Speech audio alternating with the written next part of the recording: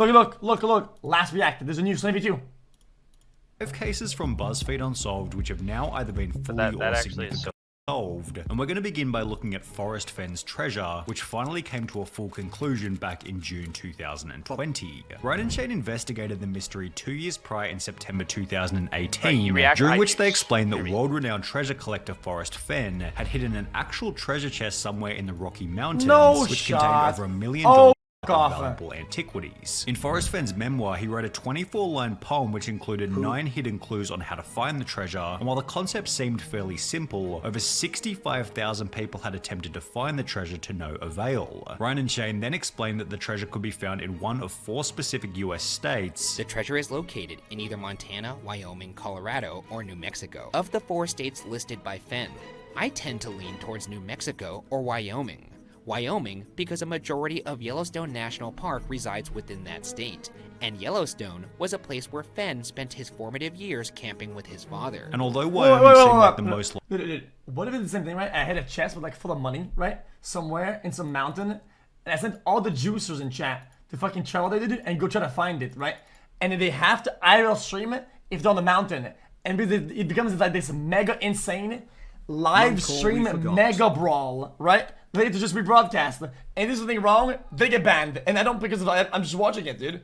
Easy. Likely location. It's the easiest content out there, no? The boys eventually settled on looking in New Mexico, flying to the state with over a month's worth of research under their belt. Ryan and Shane looked at 3 different locations in New Mexico, put up with bad weather and rough terrain, and at one point even thought that they had found the treasure. That right there.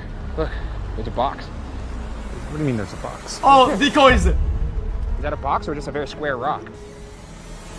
That is a very, very square rock. However, the trip ultimately ended with the boys leaving empty-handed. I think we may just have to come to terms with the fact that what if you bought like it? And the location of Forrest Fenn's treasure remained a mystery. They look the same. That would be until approximately 2 years later on the 6th of June 2020, when the following post was made to Forrest Fenn's personal blog. It was under a canopy of stars in the lush forest of vegetation of the Rocky Mountains, and had not moved from the spot where I hid it more than 10 years ago. I do not know the person who found it, but the poem in my book led him to the precise spot. I congratulate the thousands of people who participated in the search and hope they will continue to be drawn by the promise of other discoveries. So the search is over. Look for more information and photos in the coming days. Forrest. As promised, this photo showed up on the blog in the days that followed, before these 2 were also posted, confirming that the treasure had in fact been found. 1 month later, it was revealed that the treasure was found in Wyoming, which was one of the 2 states highlighted in the Buzzfeed Unsolved episode, although not the state that the boys eventually went to. 6 months later, in December 2020, the person who had found the treasure finally revealed himself as 32-year-old medical student Jack Stoof, who coincidentally used to be one of Buzzfeed's writers. Jack had found out about the case in 2018, the same year that Ryan and Shane investigated it, and stated that he thought about it for at least a couple hours a day every day since he learned about it, also adding that he planned on selling the treasure to pay off his student loans. The treasure went up for auction on the 13th of December 2022, and after a whopping 1,643 bids, eventually sold for an impressive $1.3 million US. And while it took over 10 years for someone to eventually find the treasure, this is nothing when compared to the boy in the box, who was recently identified after 65 years of mystery. Ryan and Shane covered the boy in the box back in August 2017, with the major details being that in 1957, a box was found on the side of a road in Philadelphia, Pennsylvania, which contained the body of a boy between 4 and 6 years of age. The box had serial numbers on the outside, a blanket on the inside, and items of clothing scattered around it. However, despite having access to numerous pieces of evidence, authorities were unable to identify who the boy was. Jesus. For this reason, the boy was buried with a gravestone reading America's Unknown Child, which accompanied a sign on the street where the boy was found reading, "This unknown child became known as the boy in the box. He has never been identified. His case remains open. He is now called America's Unknown Child." His body had been exhumed on 2 separate occasions in 1998 and 2019, with the goal of running his DNA through genealogy databases. The 1998 test was unsuccessful, however by 2019 testing had become significantly more advanced, and while the victim's DNA was so degraded that it took 2.5 years of work to be able to extract enough data to perform the genealogy, on the 8th of December 2022, the boy in the box was identified as Joseph Augustus Zarelli. His DNA was uploaded to genetic databases, which led detectives to relatives on his mother's side. After poring through birth records, they were also able to identify his father. They also learned that Zarelli's mother had 3 other children. Police refused to speculate on who killed Zarelli, though they noted we have our suspicions, meaning that while this identification is extremely fresh at the time of making this video, it's possible that the case could be fully solved sometime in the near future.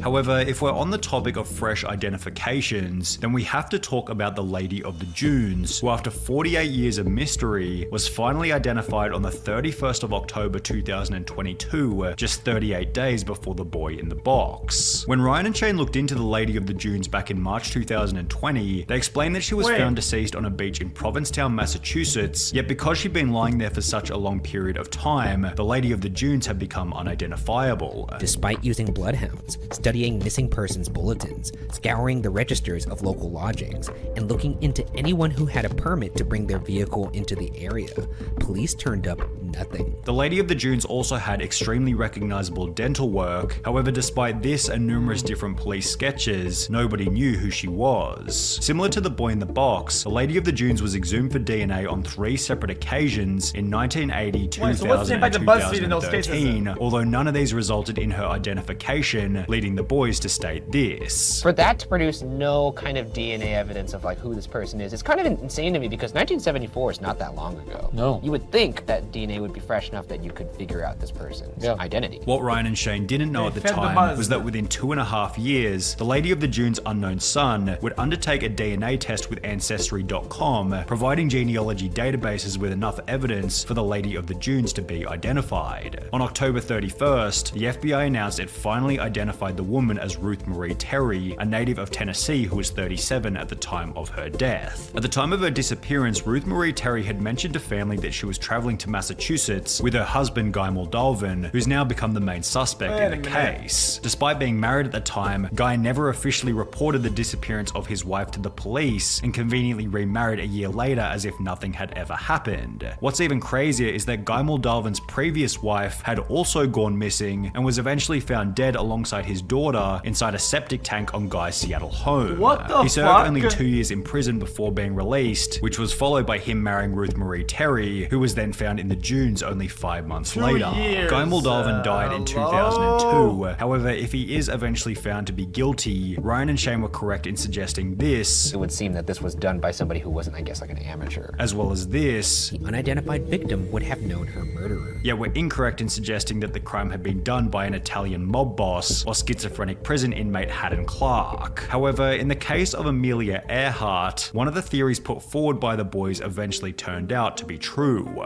Ryan and Shane explained that Amelia Earhart was trying to become the first woman to fly around the world. However, on the stretch between Papua New Guinea and the Howland Islands in the South Pacific, Amelia Earhart, her navigator Frank Noonan, as well as their plane vanished and were never found again.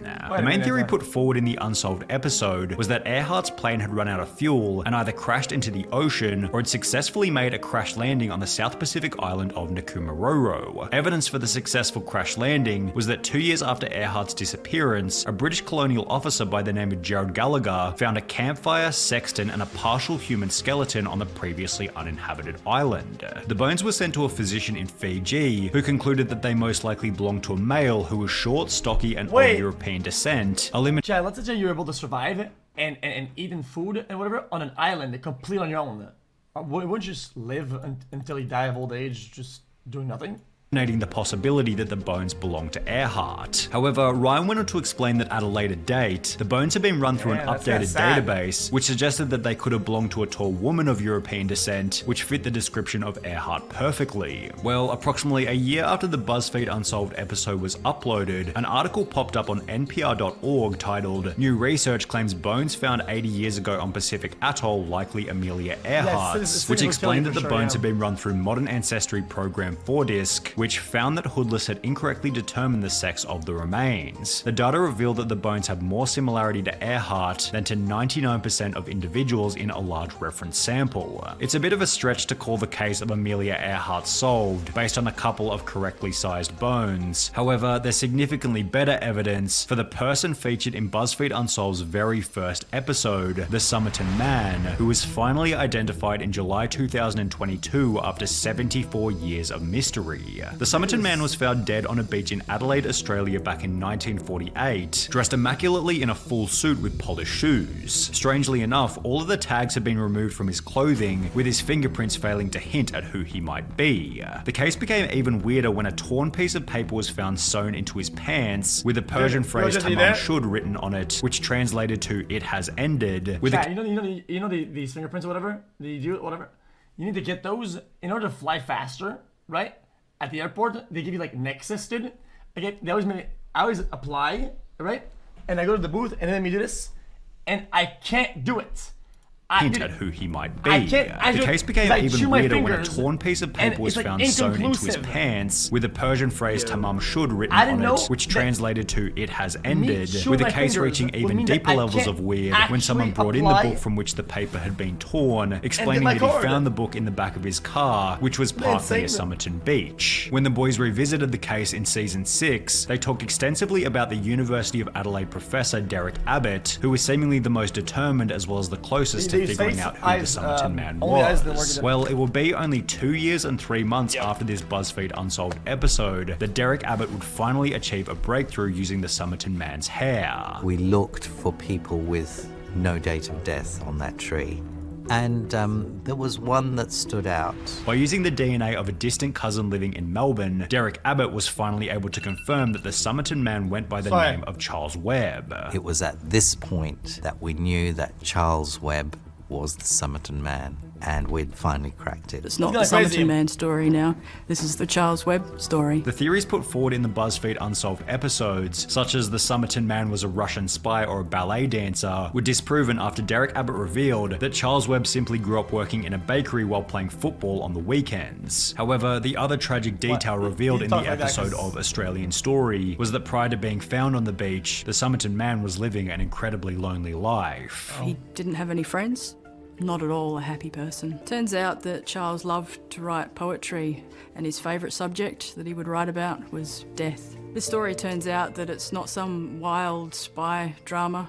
It's really a sad, tragic, domestic situation. Jesus, he was just invisible. Isn't that kind of crazy? Invisible his entire life, dies. Now people South figure him Star out. is about to release a new. Yo, this is X on the beat, yo. Okay. My voice as well. That S. Anyone knows that boy? I don't know, he's just so soy. Anyone knows that boy? I don't know, he's just so soy.